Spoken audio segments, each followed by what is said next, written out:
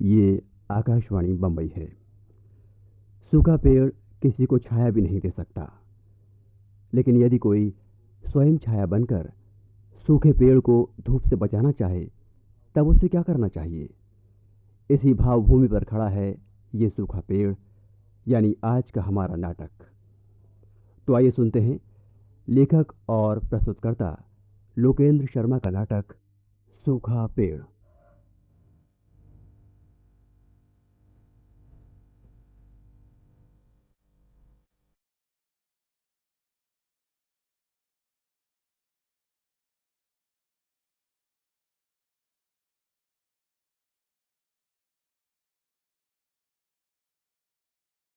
अरे, कोई नहीं है घर में। और ये रिकॉर्ड प्लेयर, रिकॉर्ड बजाकर कहाँ चले गए सब? सब नहीं गए, मैं हूँ। ओह जीजा जी, मगर आप ये अंधेरा करके क्यों बैठे हैं? यूं ही बत्ती जलाने को मन नहीं किया। वैसे भी अंधेरे में संगीत अच्छा लगता है, नहीं? अच्छा तो लगता है बाबा, मगर ये है गलत। गलत क्यों? अरे, ये बंद क्यों कर दिया? गलत इसलिए श्रीमान जीजा जी, क्योंकि अब आप अकेले नहीं हैं, मैं घर आ चुकी हूँ। और बंद इसलिए किया क्योंकि आप शाम के समय सुबह का राग सुन रहे थे। देखिए देखिए खिड़की से बाहर। भाई, अब हम तुम्हारी तरह संगीत का हिसाब किताब तो जानते नहीं। बस कुछ सुनने को जी किया तो तुम्हारी अलमारी में से रिकॉर्ड निकाला और बजाने लगे। अब अकेले बैठे बैठे दीवार आखिर कब तक घूरे? अकेले? मगर पल्लू कहाँ है? कहकर तो गई थी कि क्लब जा रही है, मगर इस समय कहाँ है वो नहीं मालूम। ओहो, ये अच्छी छुट्टियां बिताने आए हैं आप दोनों मियाँ बीबी नैनीताल। एक पूरब को जाता है, दूसरा पश्चिम को। मेरी तो कुछ समझ में नहीं आता।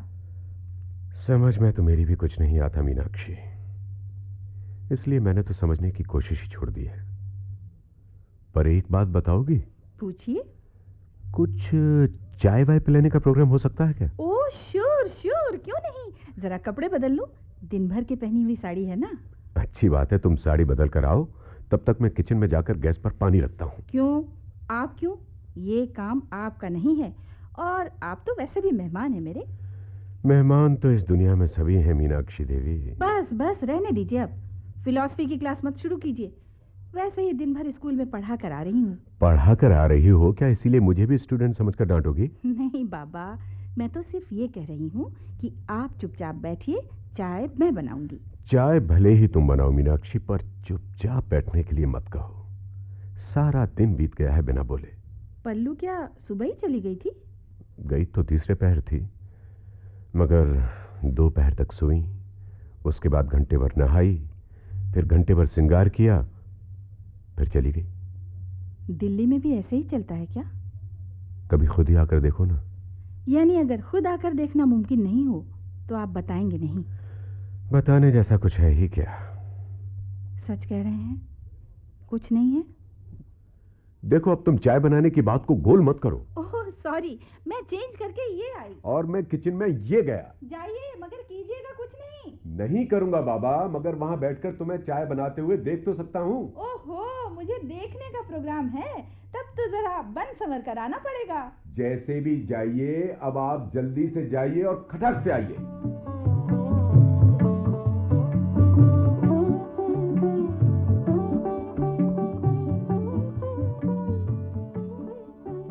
पल्लू, क्या तुम सचमुच खाना नहीं खाओगी? अरे कहा ना बाबा, मिसेस सिन्हा ने मुझे आज इतना इतना खिला दिया है कि लगता है कल तक भूख ही नहीं लगने वाली।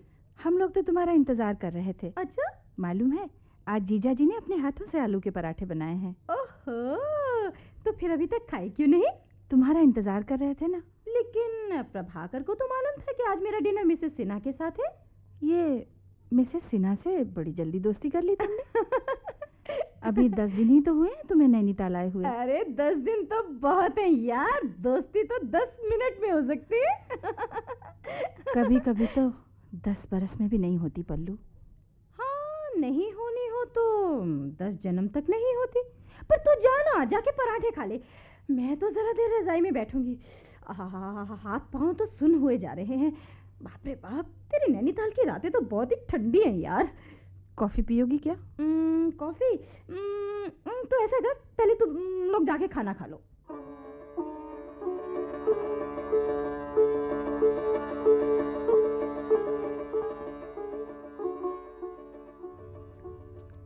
मेरी एक बात मानिए जीजा जी। कौन सी? आप एक पराठे की दुकान खोल लीजिए, गर्मा गर्म आलू के पराठे। हा, मजा आ गया। अच्छे लगे तुम्हें? कह तो रही हूँ, मैं आपकी दुकान की परमानेंट ग्राहक बनने को तैयार हूँ। ना बाबा ना, तुम जैसी पेटू को ग्राहक बनाकर दिवाला नहीं निकालना मुझे अपनी दुकान का। क्यों क्यों क्यों? क्योंकि तुम खाओगी उधार और मेरा हो जाएगा बंटा ढार। बंटा ढार तो लगता है आज अपना हो गया है। ओह, इतना खा लिया है कि अब उठा भी नहीं जा रहा। तुम मत उठो ना, बैठी रहो, कुछ देर और बातें करते हैं। यहाँ डाइनिंग टेबल पर? मालूम है क्या टाइम हो गया है? 9 बज चुके हैं रात के, और सर्दी के मारे कुल्फी जमी जा रही है। चलकर बिस्तर में सोइए, पल्लू आपका इंतजार कर रही है। करने दो, मैं भी तो करता हूँ रोज रोज उसका इंतजार। 10 दिन हुए हैं आपको नैनीताल आए हुए, और इन 10 दिनों में एक दिन भी आप दोनों को नॉर्मल नहीं देखा। इतने खींचे खींचे, आखिर बात क्या है? बात क्या है यही तो मेरी समझ में नहीं आता मीनाक्षी, कि आखिर बात क्या है। कभी कभी जिंदगी में बात बस इतनी ही होती है कि कोई बात नहीं होती। No communication. कम्युनिकेशन बना रहे तो बात भी बनी रहती है, लेकिन क्या हुआ? कुछ कह रहे थे आप, लेकिन क्या? इस लेकिन के आगे कुछ नहीं है मीनाक्षी। जिंदगी में आदमी बहुत कुछ चाहता है, पर उसके रास्ते में जगह जगह लेकिन खड़े होते हैं। सारी कामनाएं एक लेकिन तक आकर रुक जाती हैं। मैंने भी शादीशुदा जिंदगी के बहुत मीठे मीठे सपने देखे थे। सपनों में प्यार के बादलों पर उड़ा था, रोमांस की हवाओं में तैरा था, लेकिन सपना तो बंद आंखों से देखा जाता है ना। आंखें खोलने पर तो कमबख्त जिंदगी नजर आ जाती है।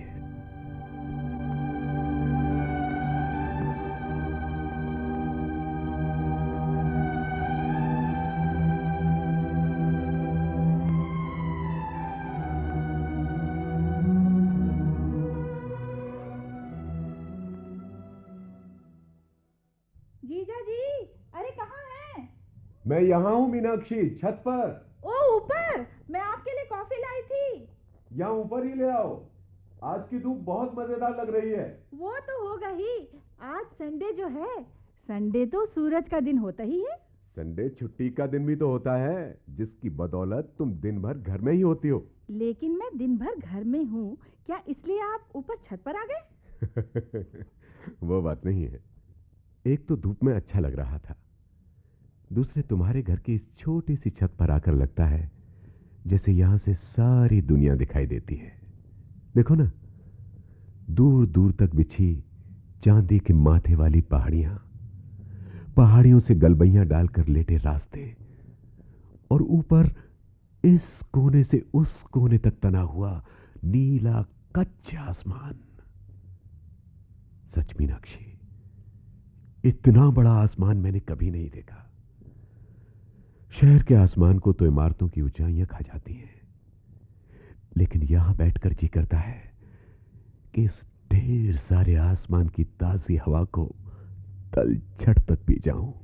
लेकिन श्रीमान जीजा जी, फिलहाल आपको ये कॉफी पीनी है। कॉफी? हाँ हाँ हाँ, लाओ लाओ लाओ। भाई, इस कुनमुनी धूप में गुनगुनी कॉफी जानती हो कैसी लगती है? जैसे रजाई ओढ़कर पानी के टब में बैठे हो। भाई हंसो मत, अपन तो पहले ही कहते हैं कि कविताबाजी में बात करना अपने बस का नहीं। आपकी तरह कोई कवि या फिलोसफर तो है नहीं हम, बस सीधे साधे म्यूजिक टीचर हैं। सरगम चाहे सीधी गवा लो, चाहे उल्टी, वही 7 सुर आते हैं अपन को तो। 7 सुर तो बहुत हो गए मीनाक्षी।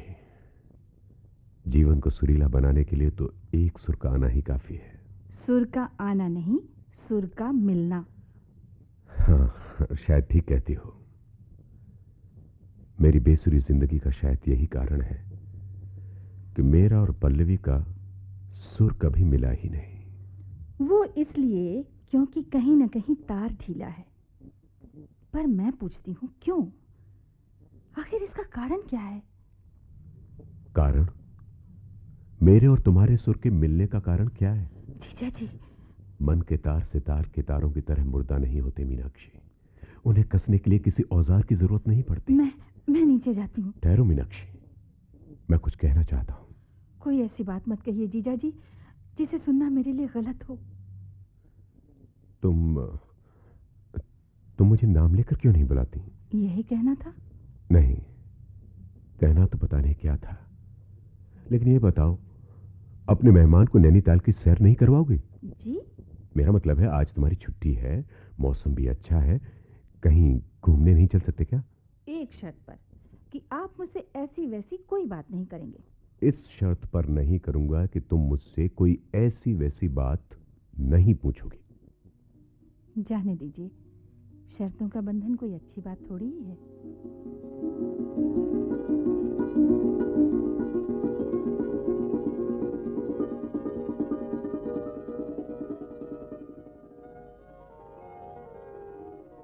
ओहो, बोर कर दिया आपने तो। क्यों भाई? पिछले घंटे भर से बस यही पूछे जा रहे हैं। इस पेड़ का नाम क्या है? इस फूल को क्या कहते हैं? ये किस चिड़िया की आवाज है? ये रास्ता कहाँ जाता है? इसके अलावा जैसे करने को कोई बात ही नहीं है। क्यों नहीं?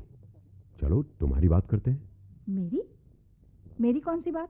यही कि जब तुम यूं तुनकती हो तो। तुनकती मतलब? हाँ, मतलब जब तुम यूं किसी बात पर चिढ़कर नाक सिकोड़ती हो तो बिल्कुल ऐसा लगता है कि जैसे तुम पहाड़न हो।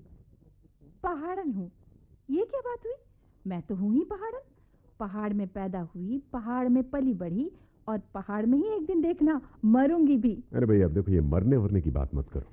अच्छा बाबा, नहीं करूंगी तो भी रहूंगी तो पहाड़न ही। आपकी तरफ पहाड़ थोड़े ही हो जाऊंगी। पहाड़?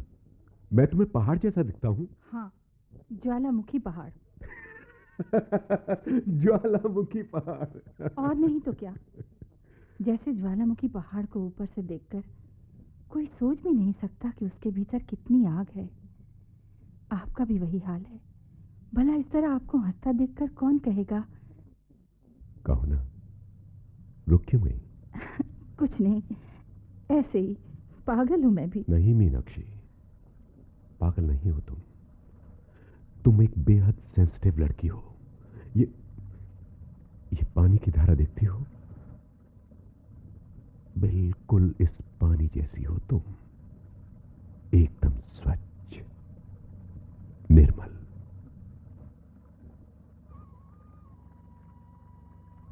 कुछ बोलोगी नहीं? शाम होने वाली है।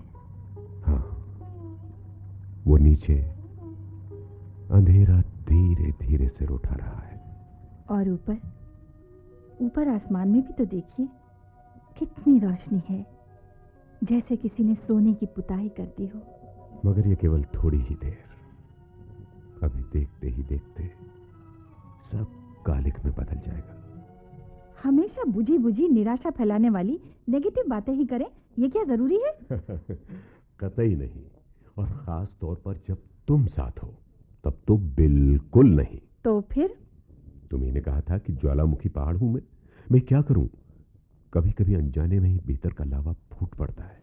अच्छा पहाड़ साहब, अब इधर से आइए। इधर?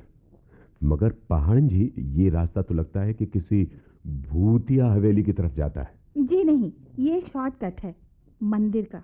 मंदिर? हाँ, देवी का मंदिर। आइए।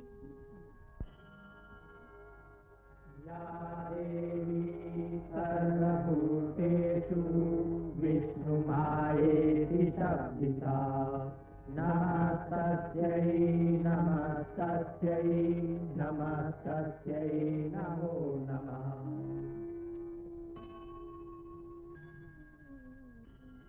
कितना अच्छा लगता है ना। यहाँ इस समय रोज इसी तरह पूजा होती है। ये मंत्रों का स्वर, लोबान का धुआं, मंदिर का आंगन, सब कितना अच्छा लगता है, नहीं? मुझे नहीं लगता। अरे क्यों? देवी देवताओं पर मेरा कतई विश्वास नहीं है। एकदम नास्तिक है? टोटल। इन पत्थर की मूर्तों की जगह मैं इंसानों में ज्यादा विश्वास करता हूँ। धीरे बोलो, अगर देवी ने सुन लिया तो नाराज हो जाएंगी। फिर क्या करेगी नाराज होकर? वो जो देवी बैठी है ना घर में, पल्लू देवी, उसे आपके खिलाफ भड़काकर चंडी देवी बना देंगी। क्यों हंसे क्यों? भाई, पल्लवी को तुमने पल्लू देवी अच्छा कहा।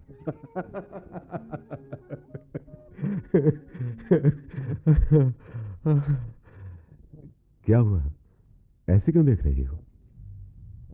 कुछ नहीं, आप हंसते हैं तो अच्छा लगता है। अरे, हंस लेते हैं हम भी कभी कभी, जब तुम जैसा कोई साथ हो तो।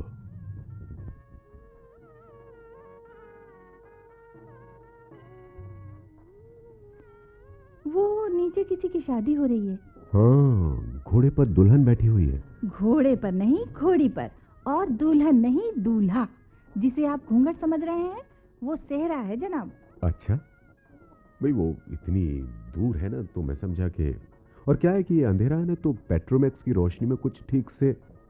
वैसे एक सच्ची बात बताऊं तुम्हें, मुझे शादी ब्याह के बारे में कुछ भी पता नहीं है, इसलिए ये सेहरा और ये। हद हो गई, आखिर आपने भी तो शादी की थी।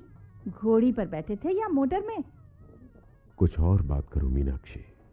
सुबह से देख रही हूँ, जब भी आपकी और पल्लवी की शादी के बारे में कोई बात शुरू करती हूँ, आप टाल जाते हैं।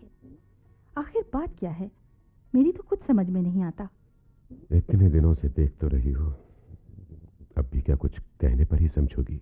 समझना नहीं, जानना चाहती हूँ। जानकर क्या करोगी, और उससे होगा भी क्या? होगा भी क्या? शायद ठीक सोचते हैं आप।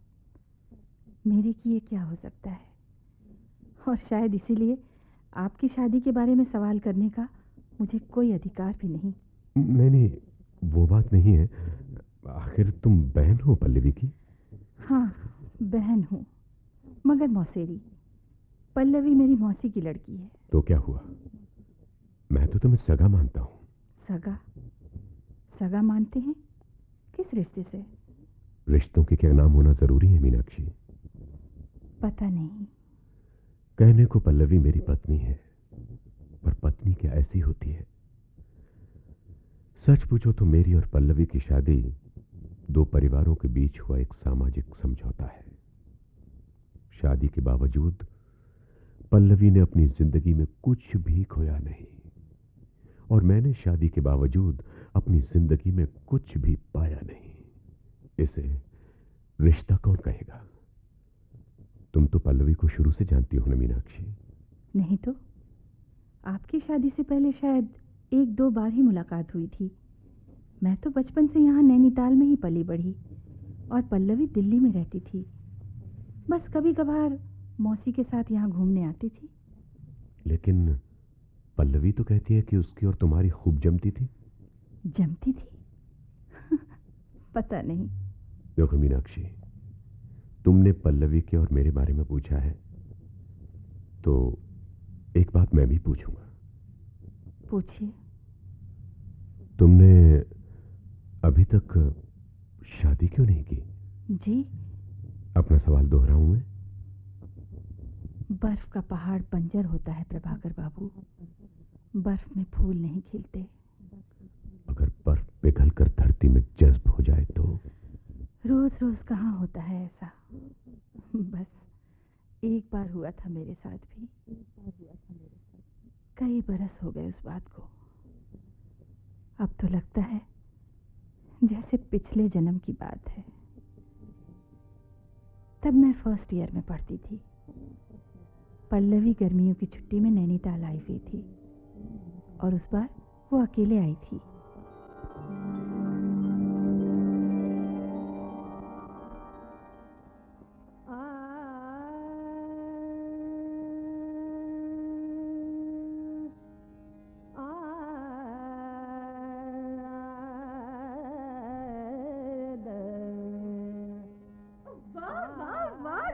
गाती है साले तू। हाय सच्ची मीना, तेरा गाना सुनकर तो साले दिल का इना मीना डिका हो जाता है। रहने दे, झूठी तारीफ करने से जुबान कट जाती है। ले ये झूठी तारीफ है।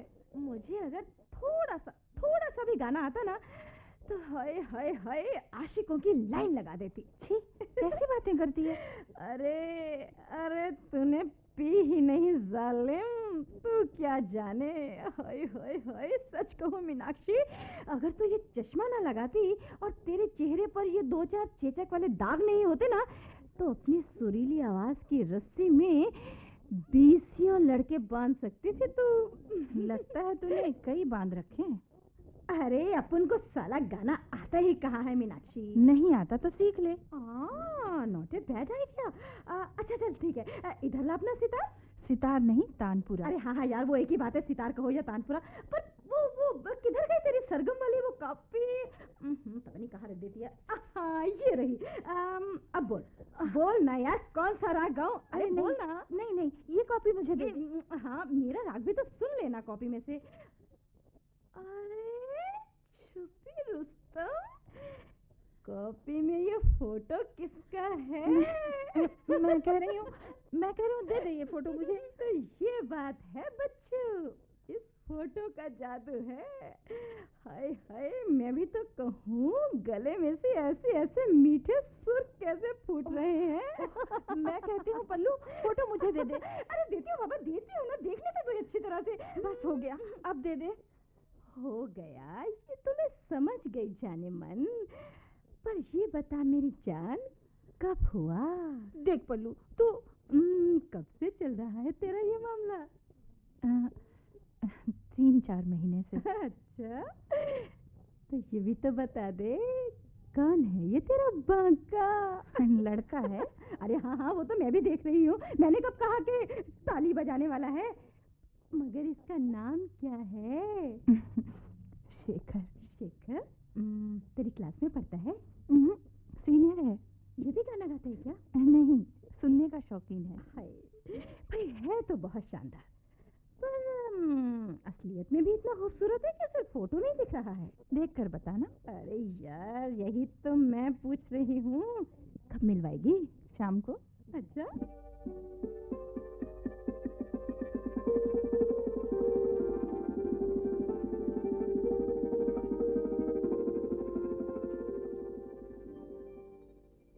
कल तुमने अपनी जिस बहन से मिलवाया था, क्या नाम है उसका? पल्लवी। हाँ पल्लवी, कितना नया नाम है। नहीं नया काहे को, हिस्टोरिकल है, चंद्रगुप्त मौर्य के जमाने का। जरा 1 मिनट ठहरो ना। क्यों, क्या हुआ? देखो ना, यहाँ से नीचे झील कितनी सुंदर लग रही है, जैसे चांदी का फर्श हो।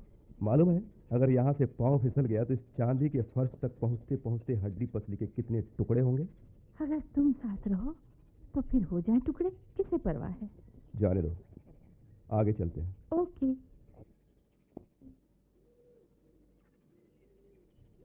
अच्छा ये बताओ कि अब वो यहीं रहेगी? कौन? अरे वही तुम्हारी हिस्टोरिकल बहन पल्लवी। यहाँ क्यों रहेगी? वो तो दिल्ली में पढ़ती है ना, यहाँ तो सिर्फ छुट्टियां बिताने आई है। मतलब महीने भर रहेगी? हाँ महीने भर तो जरूर रहेगी, मगर क्यों? नहीं ऐसे ही।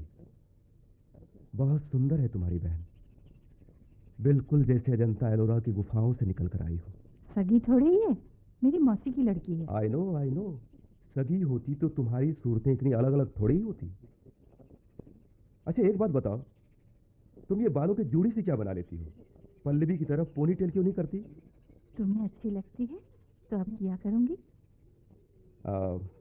कल झील में बोटिंग के लिए चले? कल बोटिंग? लेकिन पल्लवी आई हुई है ना। तो क्या हुआ, उसे भी साथ ले लेंगे। 1 से भले 2 से भले 3।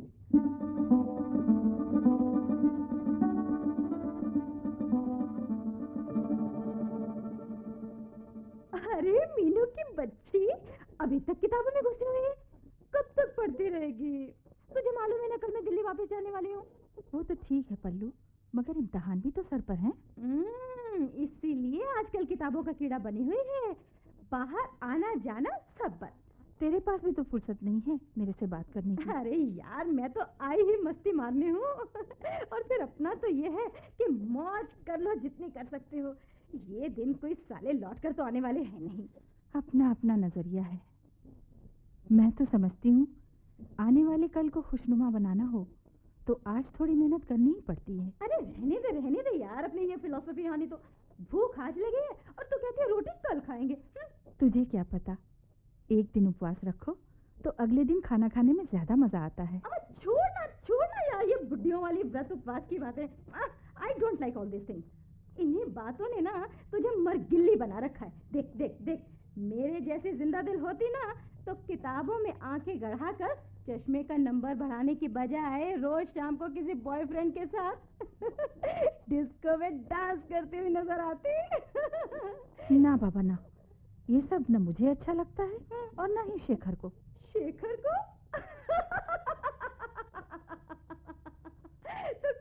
तो क्या तू अभी तक शेखर के नाम की माला जप रही है?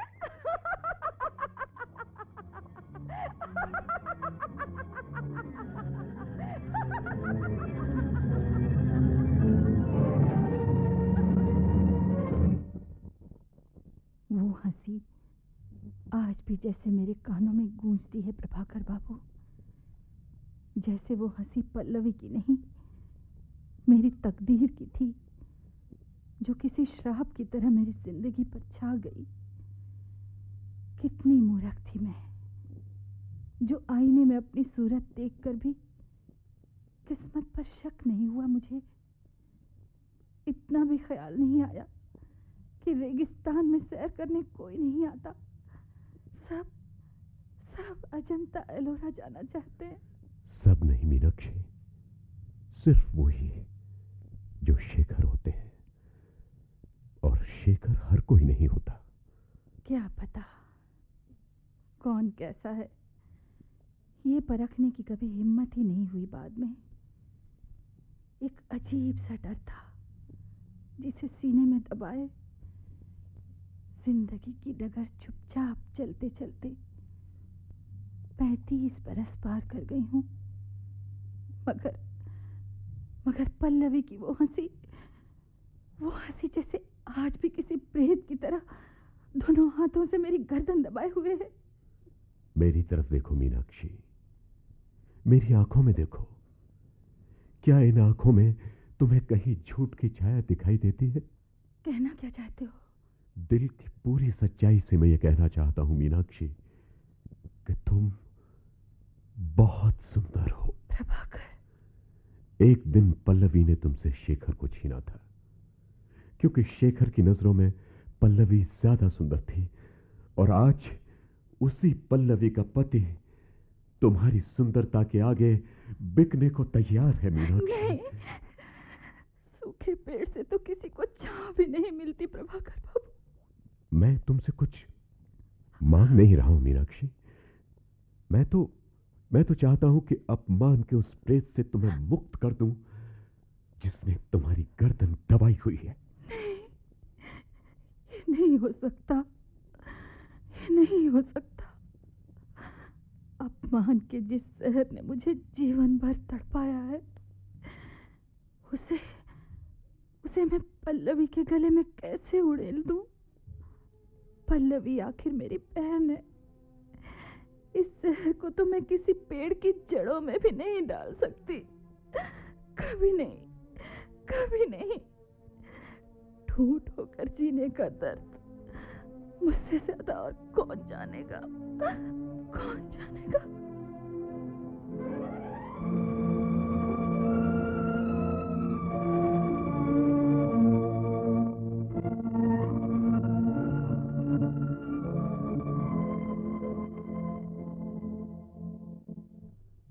सूखा पेड़। अभी आपने ये नाटक सुना। लेखक और प्रस्तुतकर्ता थे लोकेंद्र शर्मा। भाग लेने वाले कलाकारों के नाम भूमिकाओं सहित इस प्रकार हैं: प्रभाकर, विष्णु शर्मा, पल्लवी, सुलक्षणा खत्री, शेखर, ललितेश चंद्र और मीनाक्षी और लीला शुक्ल। ये नाटक आकाशवाणी बम्बई के स्टूडियो में रिकॉर्ड किया गया और वहीं से प्रसारित किया जा रहा था।